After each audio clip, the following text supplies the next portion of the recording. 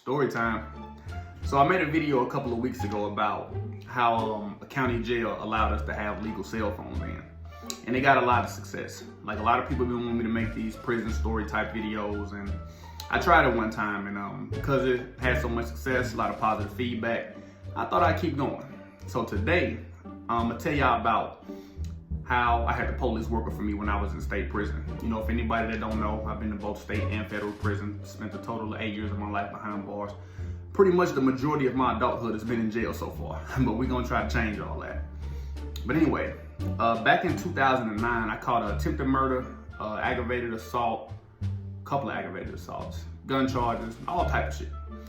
Well, first of all, I'm no longer that guy. I'm straight up square. I pay taxes, I work and shit, and then I make content on the internet. So, you know, I'm straight up square. But back in my younger years, let's just say I did some things I wasn't so proud of.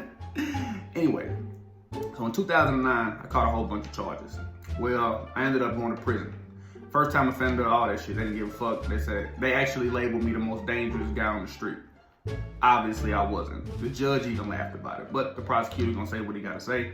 Try to send a young nigga like me to prison. That shit worked. Anyway, so when I got to prison was kind of surreal to me, you know?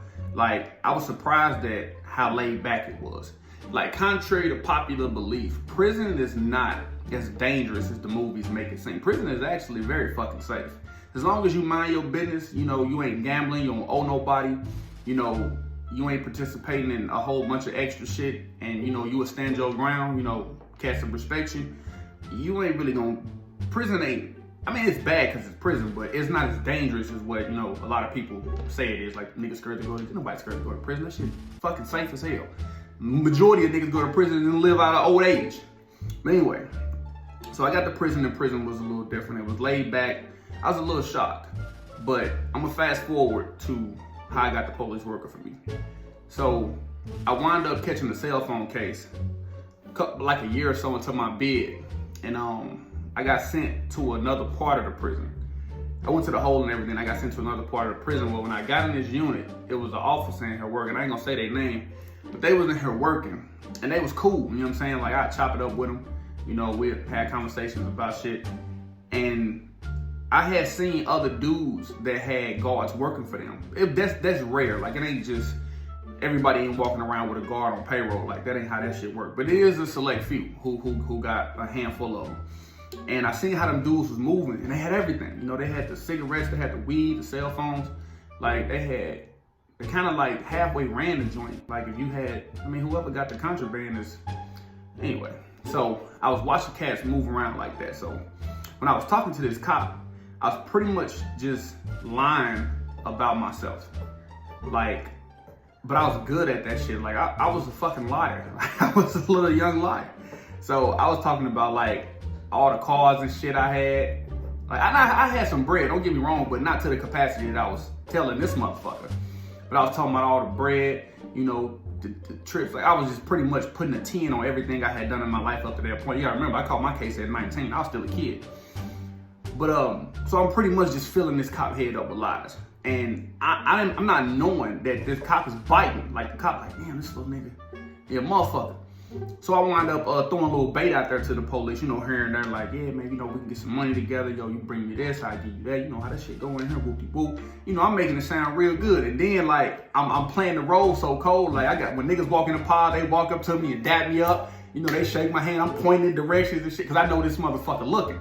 So I'm playing the role cold in the motherfucker, right? So, the police biting. You know, I don't know how much the police biting, but eventually I found out that the police going for this shit.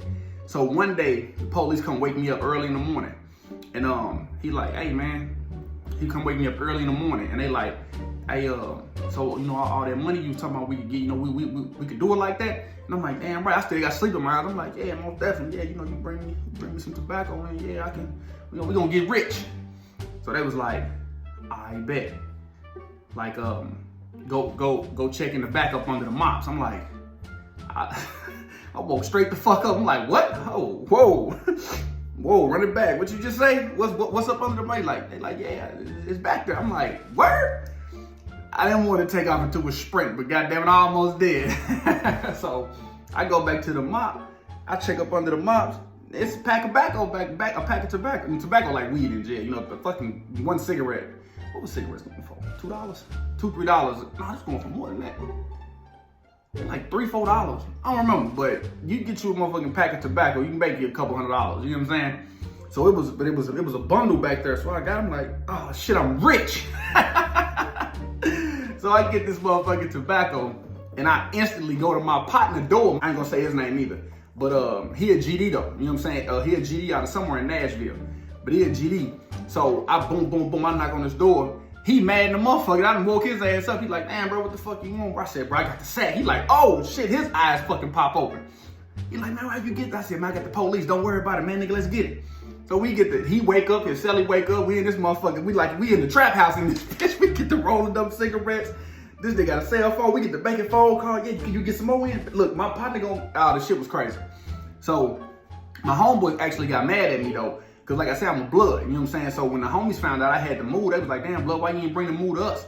And to be honest, I was really just moving too fast, you know what I'm saying? Cause I didn't have the bread to pay this nigga, but I knew my partner did though. I knew he had bread. So I'm like, I gotta get him paid so I can keep the sack coming in, so I can eventually make me some money and I can get it, you know, I can get me some money and do my thing. But I was just moving so fast, I didn't even think about, cause the homie's on the other side of the prison. I'm really the only blood down here. I'm down here by myself. But this my man's right here. So we get it rocking and we got this motherfucker shaking. I mean, this shit didn't last long at all. By the way, this shit lasted a couple of months. Like, we did not have a long run. I'm talking, my partner, the GD nigga who I woke up, this nigga is a fucking maniac. This nigga got weed, pills, coke, phone. I'm talking, he just piling this shit. I'm like, bro, I can't even handle all this shit, but I ain't tripping though, cause I'm rocking and rolling. Man, it was so sweet that I remember another guard had came in one day. It was a little female, you know what I'm saying? And she was kind of feeling me. And she was like, you must be the one that got it in her. And I'm like, what make you say that? She like, everybody that come inside that door either go to your cell or his cell. And I was like, damn, niggas running the door hot. But it's all good though. So I was calling my brother. I gave the homie cell phones and shit. So I called my brother. I had my brother bringing the sack up here to he'll meet the police, you know what I'm saying, shooting some bread. Yeah, we had this bitch rocking and rolling, but like I say, that shit didn't last long. We burnt this motherfucker up. Like, we wasn't even smart with it. We wasn't even trying to be smart. We was literally balling until we fall.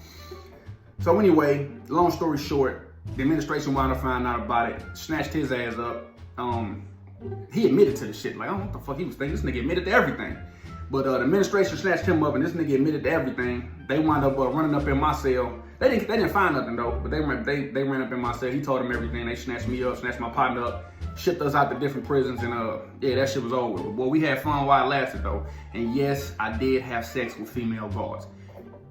At the time I paid, you know, hey, I'm in jail. You got to do what you got to do. You know, I paid a couple dollars, but yeah, nah, that was the coldest like 3-4 months of my of me being in prison. Cause boy, I was walking around smoking Newports with lighters and shit. Like, I wasn't using the batteries and the steam. Now we lighters, boom, phone, weed, pills. I'm talking, nigga, I felt like I was back at the crib for a little minute. And that was fucking too. So yeah, we had a ball. But yeah, man, that's pretty much how that shit went down. I pretty much lied my way into getting the police to work for me. That shit worked. We should have did it a whole lot better. I should have made way more money, but I was young, I was dumb, and I was just looking to have fun. And that's exactly what the fuck I did. So that's my story. Y'all fucking with me. Leave a comment, share, subscribe, all that good shit. Let me know I keep these joints going. But if not, fuck it. And always remember, stay toxic.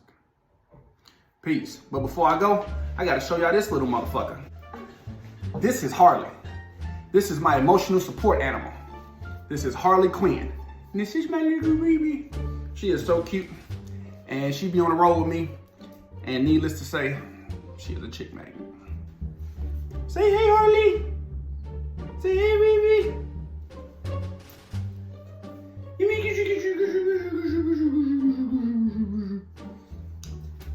This is Harley Quinn. Say bye, baby. Peace.